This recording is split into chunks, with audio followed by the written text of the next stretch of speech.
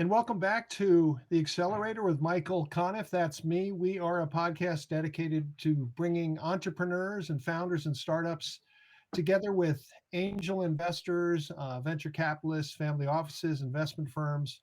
We do not make recommendations to buy. You are urged to do your own research, but we do try to follow our nose and come across things that we think will be of interest to everyone. And part of that is finding the right people. And with that said, I want to introduce and tell you it's my pleasure to introduce Dr. Irène Kilubi, who is coming to us live today from Germany. And you have the best background we've had on any podcast. So congratulations. Thank you. It was a um, little gift. Yes. It was okay. There you go. I'm sure there's a story behind that. But Dr. Kilubi is really fascinating person and kind of a pivotal person, I think, in Germany. And you are German, right? Exactly. And so tell us about how you came into this area of startups and entrepreneurs, and in particular promoting women entrepreneurs. Mhm. In fact, it was a coincidence. I worked at BMW. I was employed several years. And then I had a special project, special assignment. I was responsible for the research and university corporations with BMW. And then it all started. I was close to the startup center here in Munich. And then one step came to after another. I started holding workshops, giving coaching, mentoring other startups, and also giving lectures at the university. And one day, people approached me and said like, okay, do you want to support us building up our startup, building up our accelerator programs, because they felt like I was the right person to go for. And that's what I did. In fact, I was full-time employed, but did my side hustles supporting the startup ecosystem. And then many more projects came along. As you know, like once you enter the startup scene, there's no turning back anymore. So Yeah. that's the way I started. And then I also entered a business angel network. I became a jury member for many different events. And then eventually I received an assignment as an expert advisor at the European Commission at the European Innovation Council Accelerator. So here I am now. Yes, that's a lot of activity, but I want to ask you specifically about the European Innovation Council Accelerator. So this is part of the EU, but what is that, and what is the purpose, and how active is that? Yes, it's a major project. They have billions of funding, in particular for later stage startups. And they have set up a program called Horizon, where startups can apply if they have a high technology level of innovation, and Mhm. if they have the first traction, and if they need a lot of money. Because most of the time, they receive between 2 million and 5 million euro funding. So those are major projects, right? Mhm. So most of them are really focused on hardware, but more and more, they're also funding software solutions. So what would be kind of a typical project that the European Commission would be interested in? Everything that has deep technology, or that has a technology that can be patented. So, you cannot come there and say like, okay, um, I don't know, I want to build up a platform that already exists in a similar manner, but it must be radical innovation, right? I can't tell you specifically, okay, this topic is of interest, because they have many focus areas. It can be in HR, in education, sustainability, automotive, mobility, everything, right? As long as it's a radical innovation and you can patent the technology, and you have the first And what paying customers as well for this program. what Of course, they have many different other programs, but this is the one I'm assigned to, and this is the most important one. and what in particular are you looking for, whether it's as an investor, an advisor? What do you think? I'm Mhm. always asking the question. I call it the special sauce, the secret sauce. What do you Mhm. particular what to entrepreneurs? What kinds of businesses? Mhm. I always say like there are three factors that have to be in alignment.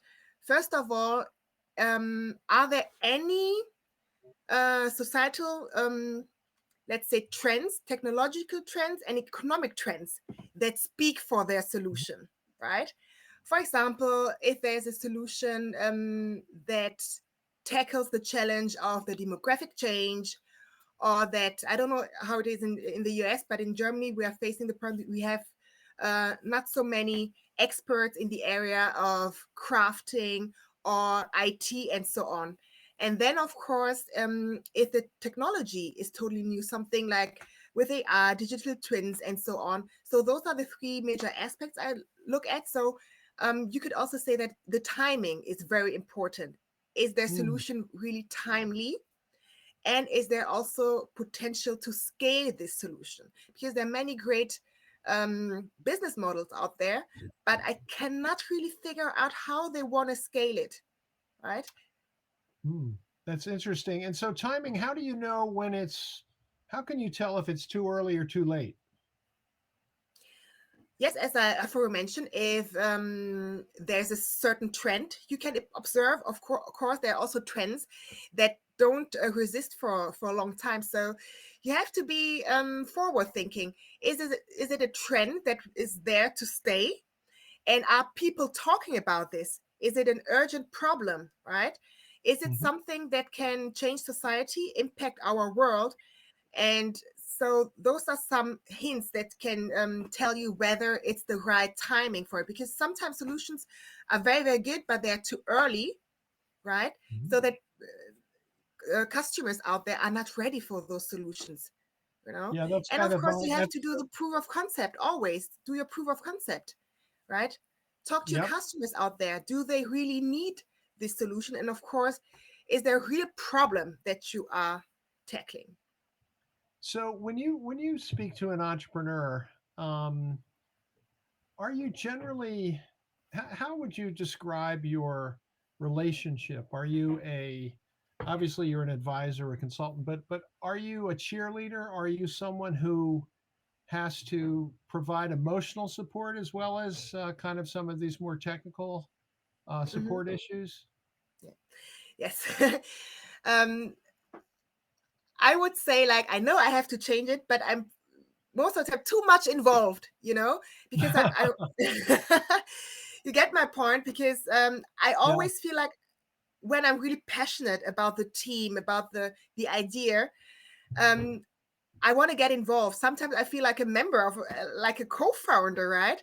In fact, I know there are different types of investors. Some are just the money givers, some are smart money givers, and some are even those who also support you in the operations and so on. And I know I have to step back from time to time, because otherwise I cannot handle all my duties. But I want to be there for them as well, right? Like, um, I'm crying with them, I'm laughing with them, I'm happy for them when they move on and have success and so on, right? So there's a real emotional connection. In my case, yes. Yeah. I thought Germans weren't as emotional as Americans, no? You're absolutely right, but I also have a bit of African blood, so I'm a good mixture. You're the right mixture. That's right. Now, tell us about some of the things you're doing now. You've got a company called Brandpreneurs and Brandfluencers.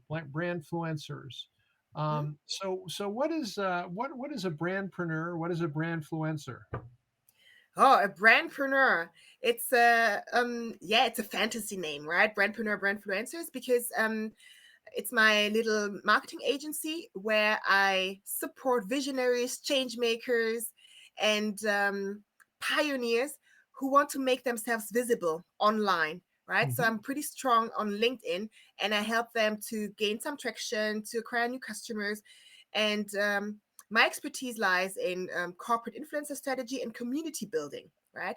There are Mhm. several networks and associations out there I've been supporting early on, also accelerators and incubators, right? So if they get started, I'm there to help them to grow, in fact, with my business.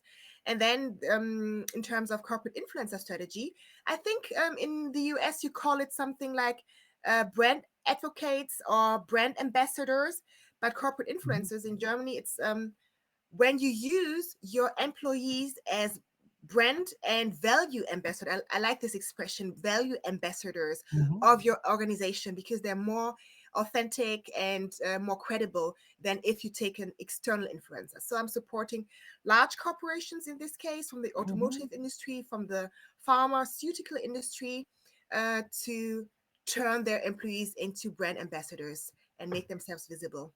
So, in how do you do that? I mean, these are big companies. There's lots of different agendas. Everybody's different. All kinds of people trying to do different things. How do you make that happen? Strategy is everything. I have set up, it's called Corporate Influencer Canvas. I also have a LinkedIn Learning Solutions course on this topic specifically. And when we get started, of course, we have to select the right ambassadors, right? So it's Hmm. setting up a concept, a plan, like what kind of personality are we looking for? What are the expectations? Do they need to create their own content?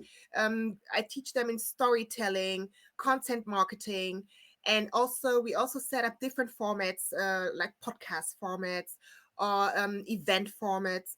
So it's a whole strategy that lies behind that. And we also need to clarify like legal issues, how they have to behave on social media, what they can do, what they can't do. They have really a good manual on how to proceed in this case. But before that, it's always a strategy, right? It starts with this strategy. How important is storytelling to startups? Oh, that's very important nowadays. In particular, because many people confuse the term social media. It's called social.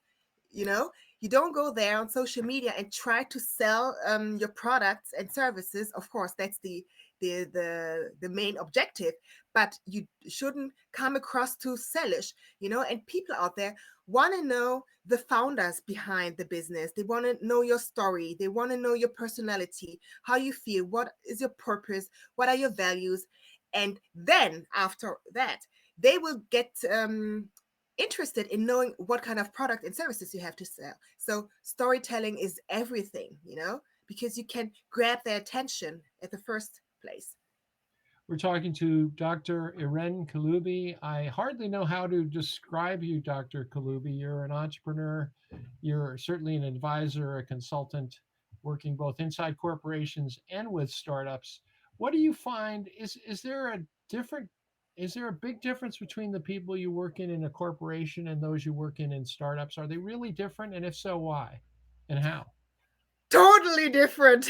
Okay. I really had to learn a lot, because while working with startups at the beginning, maybe still a little bit, you know, I got the feedback, Irene, we know you used to work in an environment where people function immediately, high performing environment. And I learned that from time to time, the lack of structure, the lack of focus sometimes, you know, and you always have to keep them up to date and always ask, like, have you done this, have you considered this, because most of the time they get lost, right? And they're also very much focused on the product only. But I say there's so many other aspects that are important as well. Are your financials correct? Do you have the right time planning? Of course, you also have lots of admin activities to conduct, right? And also a bit of time management. And yes, there's a total difference. But I love the creativity that comes with people from that are building up startups. They're more creative, more open-minded, because when you have been working a lot at a corporate level, there you are used to being told what to do, and you can't live your creativity so much anymore. And that's what I really favor in terms of working with startups, because they're so passionate about their idea, about the customer. They're very customer obsessive, and I love that. Yeah, that is a big difference. And now let me ask you about this. You're in Munich. You're Mhm. based in Munich. How would you describe the Munich startup scene and the startup scene in Germany in general? Is it robust? Is it lively? Is it growing? Mm, absolutely. So most of the time, people compare the Munich ecosystem with the Berlin ecosystem, and the major difference is that in Berlin they're mainly focused on B2C solutions, whereas Mhm. Munich is pretty strong in B2B. You know, most of the Mhm. major companies are here, right? Even those from the US who have their dependency here in Munich, right? Mhm. Microsoft, Google, and then we have the traditional German companies like BMW, like Siemens, MAN, and so on, all the large ones, right? So they're pretty much looking at B2B solutions. And I would say that Munich is totally growing right now because they are putting so much funding investment here. Lots of Mhm. program for startups, lots of facilities and locations to meet, to hook up. Lots of venture capitalists that have been located here. Most of them started in Berlin, but some of them have a second dependency here in Munich as well. So Mhm. it's and the good thing about the Munich startup system is also most of us we know each other. You know, Berlin is so big nowadays, and it's also very international. That's what lacking a bit in Munich. We're not so international right now, but we're getting better. But still, we're like a little family. Everyone knows each other. It feels for me at least this way, right? And that's amazing. Very, very supportive system in Munich. I can't And tell about the Berlin system, but I just know that it's highly yeah. fragmented, very big, huge, right? What if you had? I mean, this is sort of a very general question, but what is different about German entrepreneurs, German founders, or are they different than founders in other parts of the world? What do you think characterizes them? I think the first thing I can think of is that they don't think so big like the rest of the world, Ah, in particular, like Americans, you know? Um, why is Americans, that? Why don't they think big? I don't know. I think like they're still stuck in this security thing, you know? Like to be on the safe side, really risk averse, you know? Hmm. Um, That's not good for startups. You have to be pretty risky. Risk. What's the opposite of averse? risk affine, Yeah, we'll yes. go with that. Yeah, so they're cautious, I guess, is what you're saying. They tend to be cautious, a little bit Yes, and conservative. and I think it's also prone to our school system, you know, Ah, how we grew up, how we have been educated, and are you we educated haven't to been kind of? taught. Excuse me. Yeah, go ahead. Yeah, yeah, that was my question. We haven't been taught to be entrepreneurs. Hmm. I can tell also for myself, it was never an option for me to be an entrepreneur. You know, I grew up the way like, okay, you do your studies and then you get a safe employment at a large corporation. That's the typical mindset of And you German. did that at BMW, right? Excuse me? You did that at BMW. Exactly. Yes, Yeah, exactly. yeah. But That was your. nowadays, I know that first of all, security is an illusion. And next, how can you really live up to your full potential if you're always, um, first of all, insecure and if you fear risk? You know, you can't be successful without taking any risk. Yeah, there's a leap of faith for sure that people have to take. And that, let me make this before I let you go. I want to specifically talk about women entrepreneurs because I think you know a lot about that. You Mhm. know a lot of women entrepreneurs. First of all, tell us. Um, I can guess why you're interested in it, but what is it about working with women entrepreneurs that you like the most? Yes, what I like the most is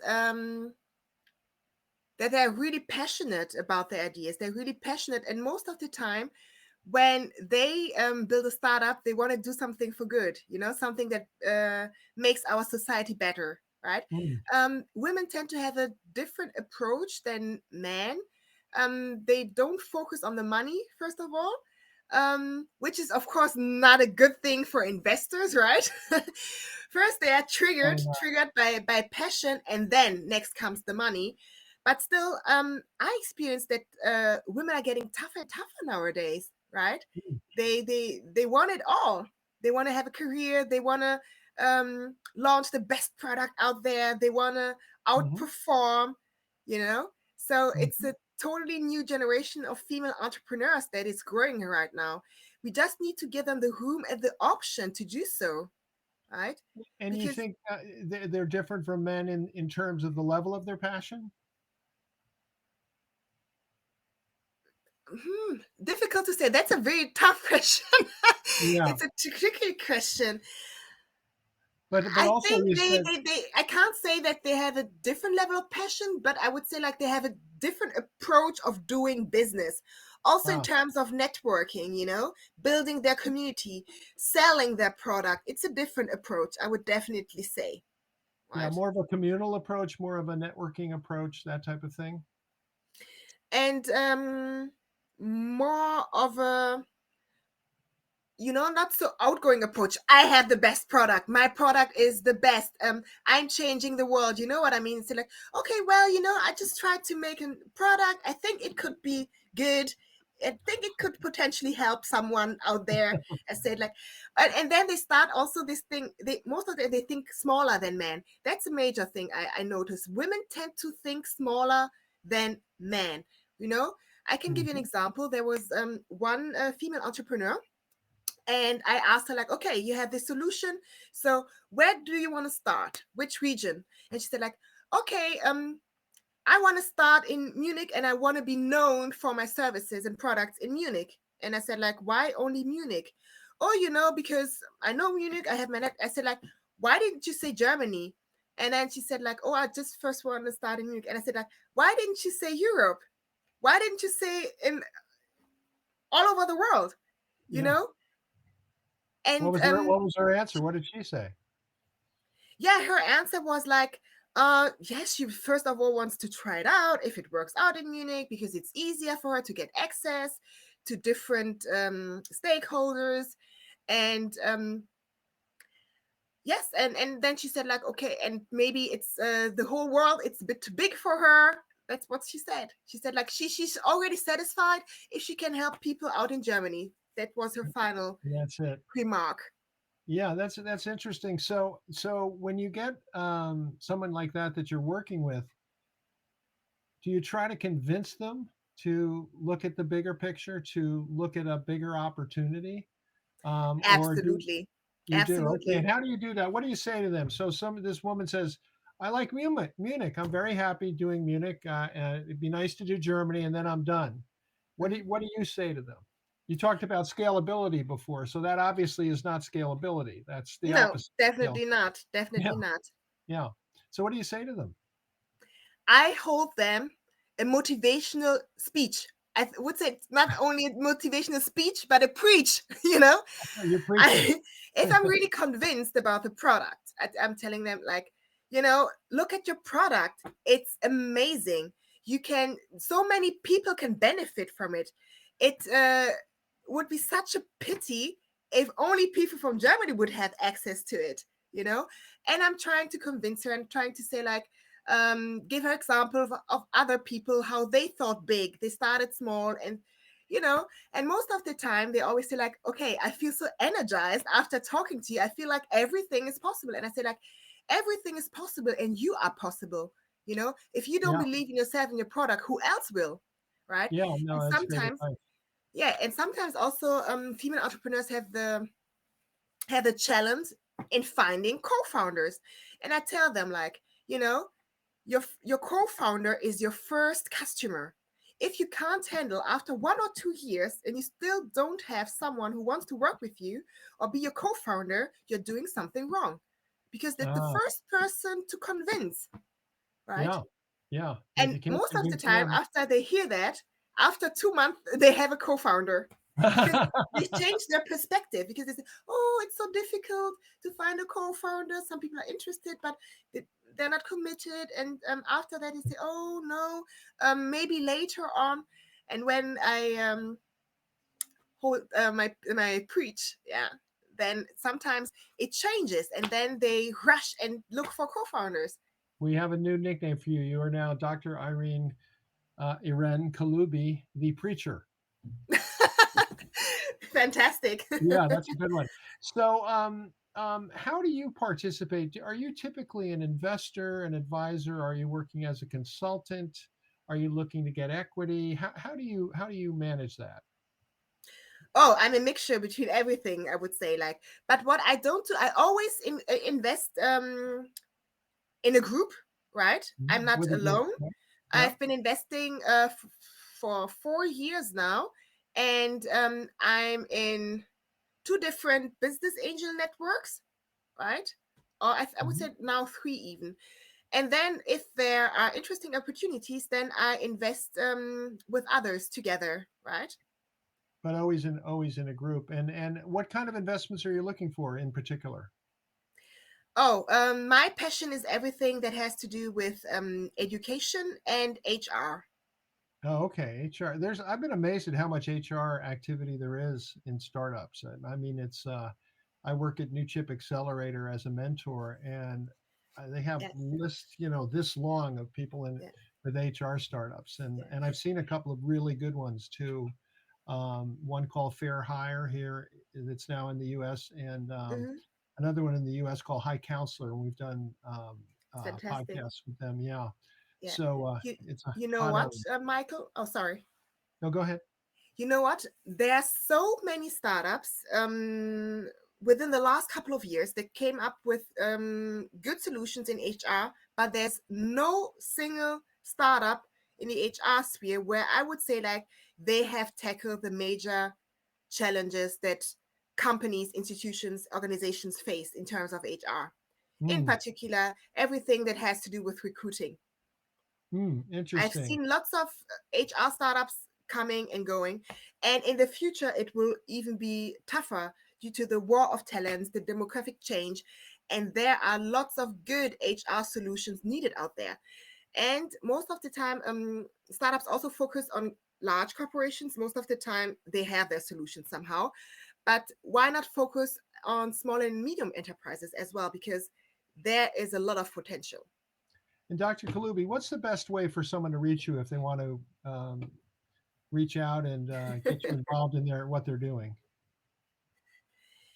Yes, people who want to pull my legs, they say like LinkedIn is my second home. So most of the time, and some people even say I answer much quicker and faster on LinkedIn than per email or WhatsApp. So LinkedIn is the place where you can find me, Start with and I'm LinkedIn. always happy, mhm, to Yeah. connect with So like-minded people. we actually, I think, first met on one of the unicorn pitches, or I first saw you on one. I think you Hmm. might have been a judge.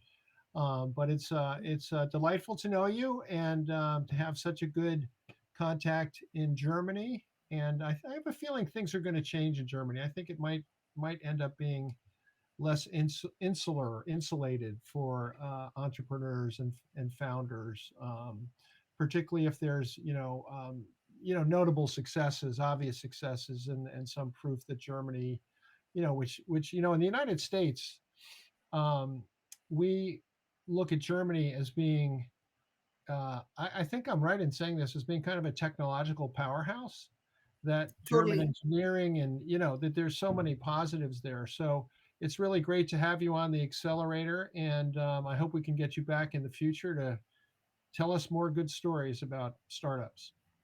Thank you for having me. Thanks for being with us today. Thank you, Dr. Kalubi. And I want to thank you, our audience. You can find me at Michael Conniff, Michael Conniff on Twitter. You can also find me on LinkedIn, as Dr. Kalubi suggested.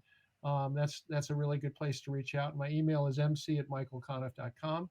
But in any event, we'll be back before you know it with our next accelerator. Thanks for joining us. Really appreciate it. Thank you, Doctor. Thank you, Michael.